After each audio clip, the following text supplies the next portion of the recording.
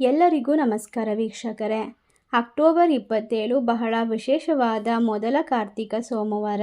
ಈ ಒಂದು ಕಾರ್ತಿಕ ಸೋಮವಾರದಿಂದ ಈ ರಾಶಿಯಲ್ಲಿರ್ತಕ್ಕಂತಹ ಜನರಿಗೆ ಅದೃಷ್ಟ, ಮಹಾಶಿವನ ಸಂಪೂರ್ಣ ಅನುಗ್ರಹ ಆಶೀರ್ವಾದ ಈ ರಾಶಿಯವರ ಜೀವನದಲ್ಲಿ ಉಜ್ವಲವಾದ ಬೆಳಕನ್ನು ತರುತ್ತದೆ.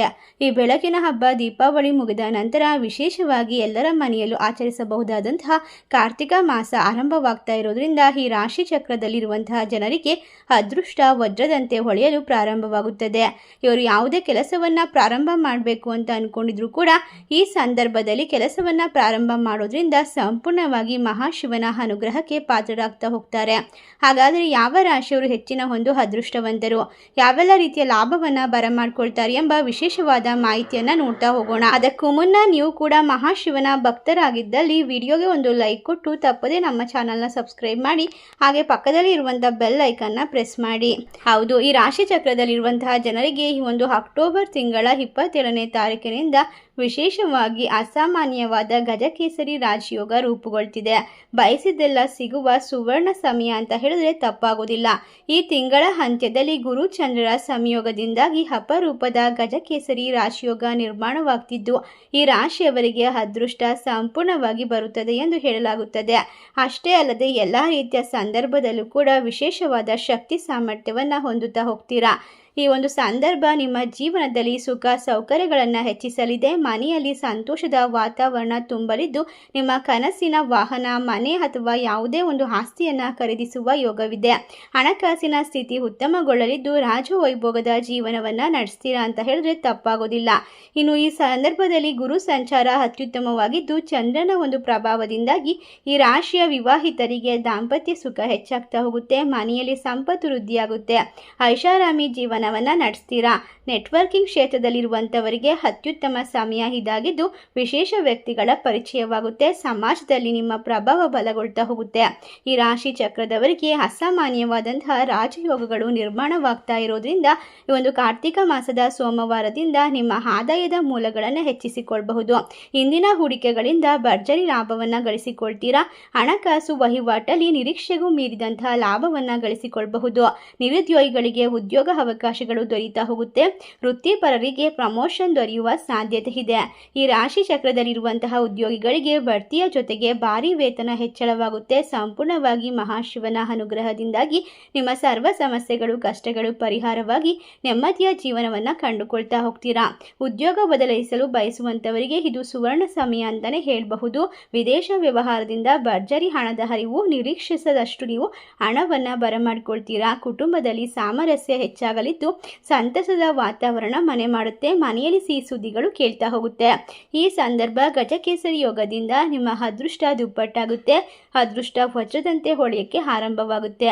ಗುರು ಚಂದ್ರರ ಒಂದು ವಿಶೇಷವಾದ ಶಕ್ತಿ ಸಾಮರ್ಥ್ಯ ಆಶೀರ್ವಾದ ಸಿಗೋದ್ರಿಂದ ಬದುಕಿನಲ್ಲಿ ವೈಯಕ್ತಿಕವಾಗಿ ಸಮಸ್ಯೆಗಳಿಂದ ಮುಕ್ತಿ ದೊರೆಯಲಿದ್ದು ಕುಟುಂಬದಲ್ಲಿ ಪ್ರೀತಿ ವಾತ್ಸಲ್ಯ ಹೆಚ್ಚಾಗುತ್ತೆ. ಮನಸ್ಸಿನ ಶಾಂತಿ ವೃದ್ಧಿಯಾಗುತ್ತೆ. ಹಣಕಾಸಿನ ಸ್ಥಿತಿ ಬಲವಾಗ್ತಾ ಹೋಗುತ್ತೆ. ರಾಜವೈಭೋಗದ ಬದುಕನ್ನು ಅನುಭವಿಸ್ತೀರಾ. ಉತ್ತುಂಗದಲ್ಲಿರುವಂತಹ ಗುರುವಿನ ದೃಷ್ಟಿ ಚಂದ್ರನ ಮೇಲಿದ್ದು ಅಪರೂಪದ ರಾಜಯೋಗದಿಂದಾಗಿ ಈ ರಾಶಿಯವರಿಗೆ ಸ್ಪರ್ಧಾತ್ಮಕ ಪರೀಕ್ಷೆಗಳಲ್ಲಿ ಯಶಸ್ಸನ್ನು ನೀಡುತ್ತೆ. ವ್ಯಾಪಾರ ವ್ಯವಹಾರದಲ್ಲಿ ಭರ್ಜರಿ ಲಾಭವನ್ನು ನಿರೀಕ್ಷಿಸಬಹುದು. ಅವಿವಾಹಿತರಿಗೆ ಮದುವೆಯ ಭಾಗ್ಯ ಕೂಡಿ ಬರಲಿದ್ದು ರಾಜಕೀಯ ವ್ಯಕ್ತಿಗಳಿಗೆ ಅದೃಷ್ಟ ಕುಲಾಯಿಸಲಿದೆ.